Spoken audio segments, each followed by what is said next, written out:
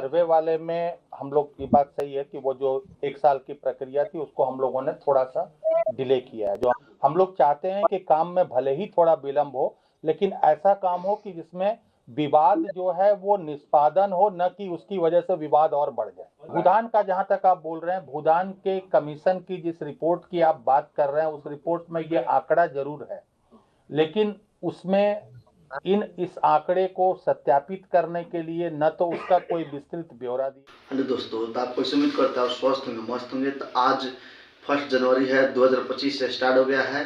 तो सबसे पहले तो आपको हैप्पी न्यू ईयर और एक बहुत बड़ा गुड न्यूज़ आपके सामने लेकर आ गए हैं, जो कि दीपक कुमार ने बहुत बड़ा ऐलान कर दिए हैं। इतना बड़ा ऐलान कर दिए हैं कि आप लोग सुनेंगे या देखेंगे तो आप अचंभों में फंस जाएंगे कि क्या इतना खुशखबरी हम लोग को मिलने वाला है आज। तो आज 1 जनवरी को आप लोग को बहुत बड़ा खुशखबरी मिलने वाला है। तो आप लोग पूरा वीडियो को देखिए और हम उसका दिखाने का मैं प्रयास करूंगा। उस वीडियो को आप लोग देख के अच्छे से समझ जाएंगे कि हाँ, बिहार भूमि सर्वे में क्या बदलाव हुआ है, क्या होने वाला है।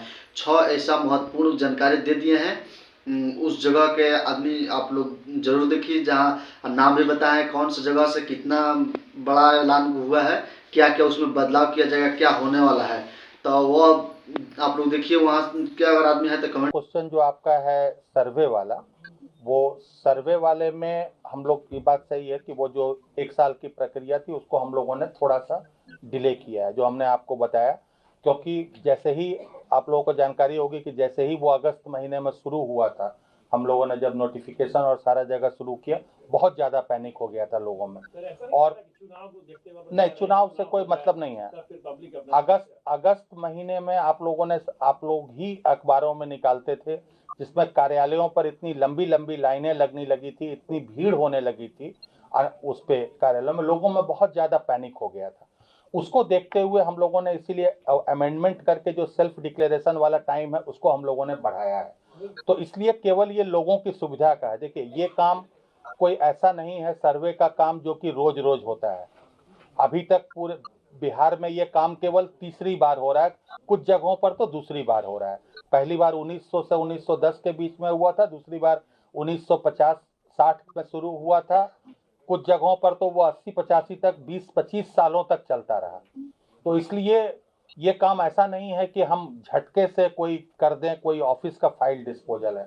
हम लोग चाहते हैं कि काम में भले ही थोड़ा विलंब हो, लेकिन ऐसा काम हो कि जिसमें विवाद जो है वो निष्पादन हो, न कि उसकी वजह से विवाद और बढ़ जाए। और ये विधानसभा चुनाव निकल जाए।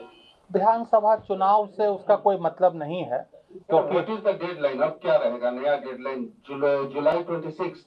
जुलाई 26 को हम लोग डेडलाइन मान के चलेंगे। तो सर्वे जनता के लिए हो रहा है कि बिहार सरकार अपनी खोई हुई जमीन ढूंढ रही है? दोनों चीजें हैं। खोई हुई जमीन ढूंढने की बात नहीं है। हम लोग मूल कारण से जब सर्वे की बात शुरू हुई थी तो माननीय मुख्यमंत्री जी का यही उद्देश्य था कि बिहार में, वो अभी भी बोलते ही हैं वो, कि सबसे ज्यादा जो क्राइम होते हैं यहाँ पर, हत्याएं होती हैं, वो भूमि विवाद के कारण होती हैं। तो इसलिए जो भू समाधान पोर्टल है हम लोगों का और होम डिपार्टमेंट का ज्वाइंटली, उसका पर्पस भी यही था, निष्पादन करना। और सर्वे का भी पर्पस ये है कि कागजात हमारे अद्यतन हो जाए। ज्यादातर जगह पर हम लोगों की भी अपनी सुस्ती की वजह से जो रैयत हैं, ज्यादातर जगहों पर आप ये देखेंगे कि जमीनें आज भी हमारे दादा परदादा के नाम से चली आ रही हैं। हम लोग इतने 2-3 जनरेशन हो गए, किसी ने ये कोशिश नहीं की कि उस जमीन को हम लोग, भले आपसी बंटवारा हो भी गया हो तो भी हम लोगों ने अपने अपने नाम पे नहीं कराई है उसको। तो कम से कम सर्वे होगा तो ये सारी चीजें जो हैं वो अद्यतन हो जाएंगी। तो पर्पस लोगों के लिए ही है, सरकार के लिए नहीं है। भूदान का जहां तक आप बोल रहे हैं, भूदान के कमीशन की जिस रिपोर्ट की आप बात कर रहे हैं, उस रिपोर्ट में ये आंकड़ा जरूर है, लेकिन उसमें इस आंकड़े को सत्यापित करने के लिए न तो उसका कोई विस्तृत ब्यौरा दिया गया है और न ही किसी छानबीन के आधार पर वो दिया गया। वर्चुअली उस जमीन को हमको फिर से लोकेट करना पड़ेगा। हम लोगों ने उसका ब्यौरा, उसका खाता खेसरा जो होना चाहिए, मेन जमीन तो आप तभी आइडेंटिफाई करिएगा जब उसका कोई खाता खेसरा हो। अदरवाइज वैसे बता देने से कि 1 लाख या 2 लाख एकड़, उसका कोई मतलब नहीं है। तो हम लोगों ने उस ब्यौरे को भेजा है सभी जिलों में, हम लोगों ने समाहर्ताओं को, वो अपने लेवल से उसको फिर से वेरिफिकेशन करेंगे, तब जो जमीन निकलेगी तभी उसके आधार पे हम। अच्छा, आप बता रहे थे कि 4 पदाधिकारी जो आपके विभाग में देखते हैं, वो कौन है पदाधिकारी 4 को, कि जिनसे मिल करके कंप्लेन दिया जाए? आप मेरे कार्यालय में आ जाइएगा, जी। आपको मेरे कार्यालय में वो लोग गाइड कर देंगे और उन पदाधिकारियों से मिलवा देंगे। सर आलोक सर, एक सवाल और था, जैसे जो गरमजरुआ जमीन है या जो सरकारी जमीन है वहाँ पर कंस्ट्रक्शन हो गया, मकान बना लिए लोग, कई सालों से वहाँ पर बिल्डिंग्स बने हुए, वैसे जमीन पर को सरकार कैसे ले? देखिए, जमीन को, सरकारी जमीन को खाली कराने की एक प्रक्रिया है जो बिहार लैंड इंक्रोचमेंट एक्ट के तहत है। तो वो जमीन को वापस लेना वो सब वैधानिक प्रक्रिया के तहत होगा। जो भी जमीन पर जिस पर अतिक्रमण है, बिहार लोक भूमि अतिक्रमण अधिनियम के तहत उनको नोटिस जारी किया जाएगा, वो अपने कागजात देंगे, उसके आधार पर उसका फैसला होगा। ये तो एक अर्ध न्यायिक प्रक्रिया है, क्वासी जुडिशियल प्रक्रिया है, जिस प्रक्रिया के आधार पर जमीन से अतिक्रमण हटाया जाता है।